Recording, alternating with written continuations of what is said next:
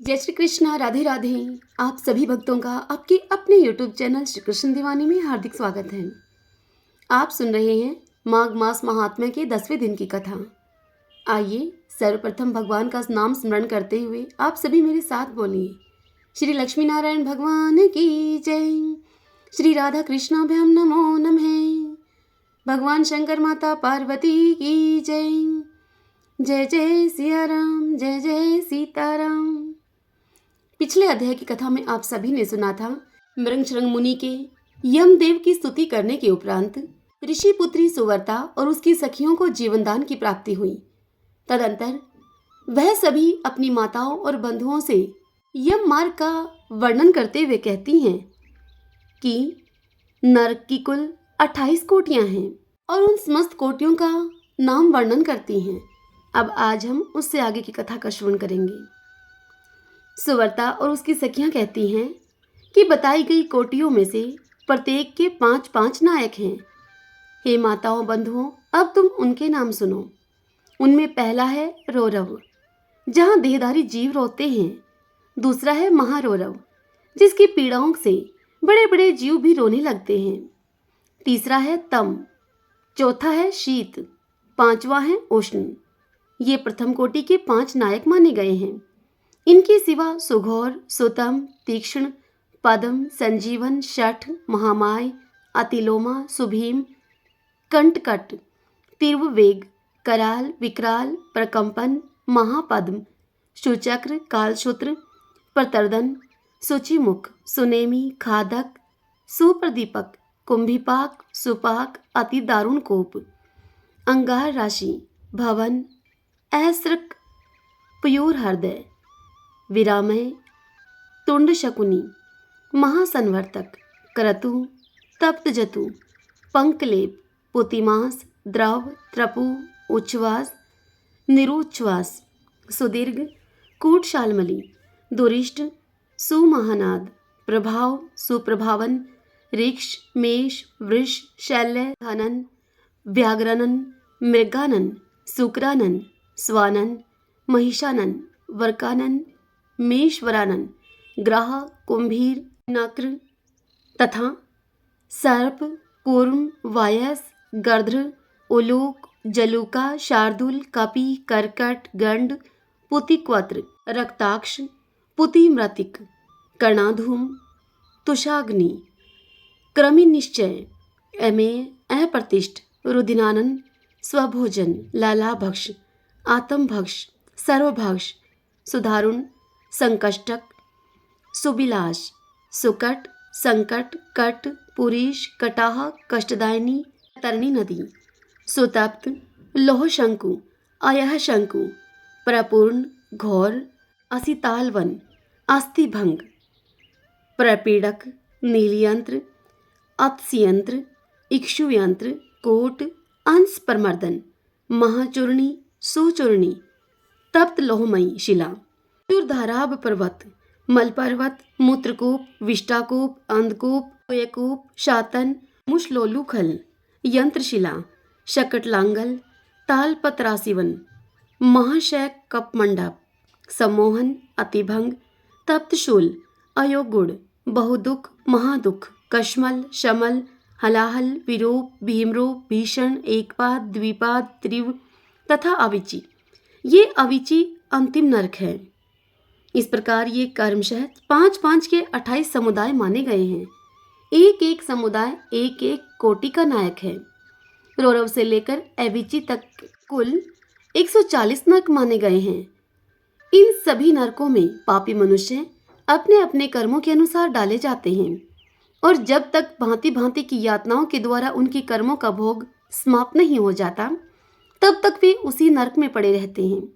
जैसे स्वर्ण आदि धातु जब तक उनकी मैल न जल जाए तब तक आग में तपाए जाते हैं, ठीक उसी प्रकार से पापी पुरुष पापक्षय होने तक नरकों की आग में शुद्ध किए जाते हैं। इस प्रकार कलेश सहकर जब ये प्रायः शुद्ध हो जाते हैं, तब शेष कर्मों के अनुसार पुनः इस पृथ्वी पर आकर जन्म को ग्रहण करते हैं। तर्ण और झाड़ी आदि इनके भेद से नाना प्रकार के स्थावर होकर वहां के दुख भोगने के बाद ये पापी जीव कीड़ों की योनि में जन्म लेते हैं। फिर कीट योनि से निकलकर क्रमशः पक्षी बनते हैं। पक्षी रूप से कष्ट भोगकर मृग योनि में उत्पन्न होते हैं। वहां के दुख भोगकर अन्य पशु योनि में जन्म लेते हैं। फिर क्रमशः गौ की योनि में आकर मरने के बाद मनुष्य बनते हैं। हे माताओं, हमने यमलोक में इतना ही देखा है। वहाँ पापी को बड़ी ही भयानक यातनाएं होती हैं। वहाँ ऐसे ऐसे नरक हैं जो न ही तो कभी सुने गए थे और न ही कभी देखे गए थे। वह सब हम लोग न तो जान सकती हैं और न ही वे देख सकती हैं। यह सुनकर माताएं कहने लगी अपनी कन्याओं से कि बस बस, इतना ही बहुत हुआ, अब तुम रहने दो।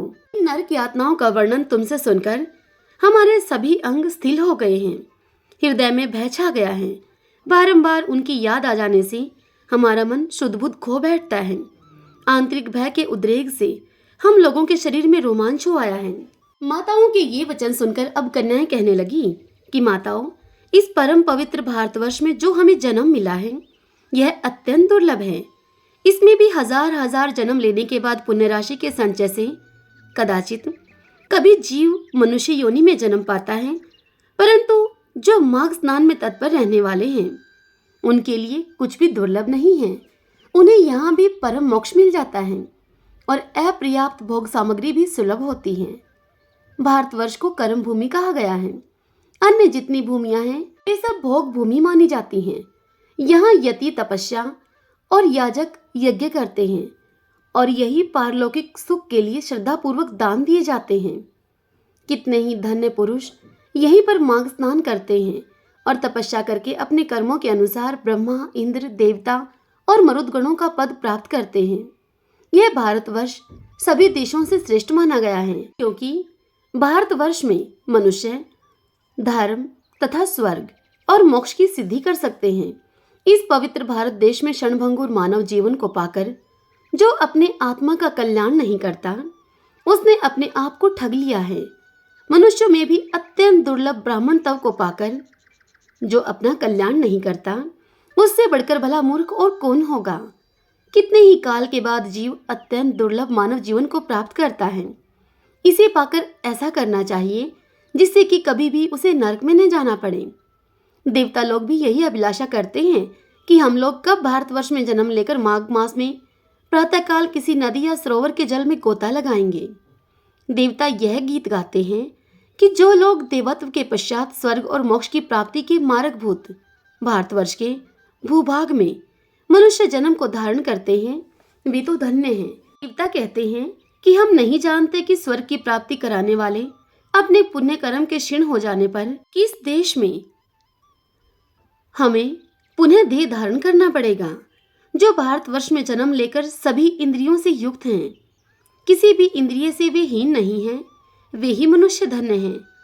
अतः हे माताओं, अब तुम भय मत करो, आदर पूर्वक धर्म का तुम अनुष्ठान करो। जिनके पास दान रूपी राह खर्च होता है वे यमलोक के मार्ग में सुख से जाते हैं। इस दान रूपी राह खर्च को ही पाथेय कहा जाता है जो कि मरने के बाद हमारे काम आता है। जिसके पास यह पाथेय नहीं होता, दान रूपी पुण्य संचित नहीं किया जाता, जिसके द्वारा उसे यमलोक के मार्ग में बड़ा ही कष्ट उठाना पड़ता है, बड़े ही कलेश भोगने पड़ते हैं। ऐसे लोग यमलोक के मार्ग में बड़े ही दुख से जाते हैं। ऐसा जानकर मनुष्य पुण्य करे और पाप करना छोड़ दे। पुण्य से देवत्व की प्राप्ति होती है और अधर्म से नरक में गिरना पड़ता है। जो किंचित भी देवेश्वर भगवान श्री हरि की शरण में गए हैं वे भयंकर यमलोक का दर्शन नहीं करते हैं। हरि ओम तत्सत। श्री लक्ष्मी नारायण भगवान की जय। आइए अब हम माघ स्नान की कहानी का श्रवण करें। सीता माता के नितनेम की कथा। सभी बोलिए सीता माता की जय। जब भगवान राम को वनवास हुआ था तब उनके साथ माता सीता और लक्ष्मण जी वनवास को गए थे। तब वहां वन में रहते हुए माता सीता ने एक नितनेम लिया था। माता सीता प्रतिदिन नितनेम की कहानी कहा करती थी और उस कथा को श्री राम जी सुना करते थे और हुंकारे दिया करते थे। एक दिन श्री राम जी को किसी काम से बाहर जाना पड़ा तो सीता माता उनसे कहने लगी कि भगवान, मेरा तो इस कथा को नित्य प्रतिदिन कहने का नियम है। अब मैं यह अपनी कथा कहानी किसको सुनाऊंगी। तब भगवान श्री राम ने कहा कि तुम ऐसा करना, कुएं की पाल पर जाकर तुम बैठ जाना। वहां पर औरतें पानी भरने के लिए आएंगी तो तुम्हारी कहानी भी सुन लेंगी।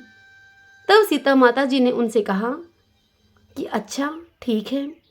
और फिर सीता माता अब कुएं की पाल पर जाकर बैठ गई। तब वहां कुएं की पाल पर पानी भरने के लिए एक बहू आई। उस बहू ने रेशम जरी की साड़ी पहन रखी थी और उसके सिर के ऊपर सोने का एक घड़ा रखा था। सीता माता उससे बोली, बहन, मैंने 12 बरस का नितनेम लिया है, तुम मेरे नितनेम की कथा सुन लो।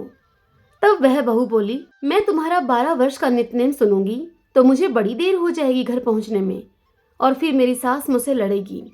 सीता माता को यह उत्तर देकर वह बहू सोने का वह पानी का मटका भरकर अब अपने घर को गई। जब वह घर पहुंची, जिस रेशम जरी की साड़ी को पहनकर वह बहू कुएं पर पानी भरने के लिए आई थी, उसकी वह साड़ी फट गई और सोने का घड़ा मिट्टी का हो गया। अब जब उसकी सास ने यह सब देखा तो बोली कि बहू, ये किसका दोस्त अपने सिर लेकर आई है। तब वह बहू कहने लगी कि सासू जी, दोष की तो मैं अब आपसे क्या कहूँ। कुएं पर एक औरत बैठी थी और वह मुझसे कहने लगी कि तुम मेरे नितनेम की कहानी सुन लो। तब मैंने वह कहानी उसकी नहीं सुनी। तब ऐसा हो गया। अगले दिन वह सास वही साड़ी पहनकर, जो कि फट गई थी बहू की साड़ी, उसी साड़ी को सास पहनकर और वही मिट्टी का घड़ा लेकर, जो कि पहले सोने का था, अब वह सास कुएं पर गई। वहां पर सीता माता बैठी हुई उसको मिली। तब सीता माता ने उससे कहा कि तुम मेरी कहानी सुन लो।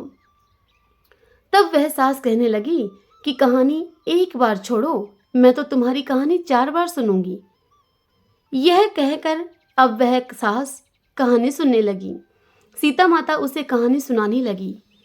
राम आए लक्ष्मण आए, देश के पुजारी आए, नितनेम का नेम लाए, आओ राम बैठो राम, तपी रसोई जीमो राम, माखन मिश्री खाओ राम, दूध बताशा पियो राम, सूत के पलका पोटो राम, शाल दुशाला ओढ़ो राम, शाल दुशाला ओढ़ो राम। जब बोलूं जब राम ही राम, राम संवारे सबके काम, खाली घर भंडार भरेंगे, सबका बेड़ा पार करेंगे, जय राम श्री राम जय जय राम। कहानी सुनकर सास कहने लगी कि बहन, कहानी तो तुम्हारी बहुत अच्छी लगी मुझे। अब वह सास अपने घर को गई तो उस सास की जो वह साड़ी पहन कर आई थी फटी पुरानी, उस सास की वह फटी पुरानी साड़ी दोबारा से रेशम जरी की हो गई और बिल्कुल ठीक हो गई, और वह मिट्टी का घड़ा दोबारा सोने का हो गया। सास अब अपने घर को पहुंची तो बहू कहने लगी कि सासू जी, आपने यह सब कैसे किया। तब उसकी सास उसे बताने लगी कि बहू, तू तो दोष लगा कर आई थी और मैं दोष उतार कर आई हूँ। यह सुनकर बहू ने पूछा कि ऐसी वह स्त्री कौन थी। तब उसकी सास कहने लगी कि वो तो साक्षात सीता माता थी, पुराने से नया कर देती हैं, खाली भर भंडार भर देती हैं, लक्ष्मी जी का वास कर देती हैं और जो कुछ भी इच्छा हो वह उसे पूरा कर देती हैं। इतना सुनकर बहू अपनी सास से कहने लगी, अच्छा सासू जी, अगर ऐसी बात है तो इस कहानी को आज से हम भी कहा सुना किया करेंगे। तब वह सास कहने लगी कि ले भाई, तू भी सुन ले ये कहानी। राम आए लक्ष्मण आए, देश के पुजारी आए, नितनेम का नेम लाए, आओ राम बैठो राम, माखन मिश्री खाओ राम, दूध बताशा पियो राम, सूत के पलका पोटो राम, शाल दुशाला ओढ़ो राम, राम संवारे सबके काम, खाली घर भंडार भरेंगे, सबका बेड़ा पार करेंगे, जय राम श्री राम जय जय राम। यह सुनकर वह बहू कहने लगी कि सासू जी, कहानी तो मुझे आपकी बड़ी अच्छी लगी। तब सास बोली कि बहू, इस कहानी को हम रोज कह सुन लिया करेंगे। अब सास बहू सुबह जल्दी उठकर नहाती, पूजा पाठ करती और नितनेम की सीता माता की इस कहानी को कहती। एक दिन उनकी पड़ोसन उनके घर आई और कहने लगी कि मुझे थोड़ी आंच दे दो। तब वे दोनों सास बहू कहने लगी कि हमने तो अभी तक आंच नहीं जलाई है। यह सुनकर वह पड़ोसन बड़े ही आश्चर्ययुक्त होकर कहने लगी, तुम तो 4 बजे से उठी हुई हो, उतने समय से उठकर तुम अब तक क्या कर रही थी। तब वे दोनों कहने लगी कि हम तो नहाए धोए हैं, पूजा पाठ करी हैं और सीता माता की नितनेम की कहानी सुनी है। यह सुनकर पड़ोसन बोली कि इस कहानी को सुनने से क्या होता है। तब वह सास बहू बोली कि सीता माता की कहानी कहने से अटूट भंडार भरते हैं, सारे कार्य सिद्ध हो जाते हैं, यह सुनकर वह पड़ोसन कहने लगी कि बहन, अगर यह कहानी ऐसी है तो मुझको भी सुना दो। अब वह सास अपनी उस पड़ोसन को कहानी सुनाने लगी। कहने लगी कि राम आए, लक्ष्मण आए, देश के पुजारी आए, नित्य का नेम लाए, आओ राम बैठो राम, माखन मिश्री खाओ राम, दूध बताशा पियो राम, सूत के पलका पोटो राम, शाल दुशाला ओढ़ो राम, राम संवारे सबके काम, खाली घर भंडार भरेंगे, सबका बेड़ा पार करेंगे, जय राम श्री राम जय जय राम।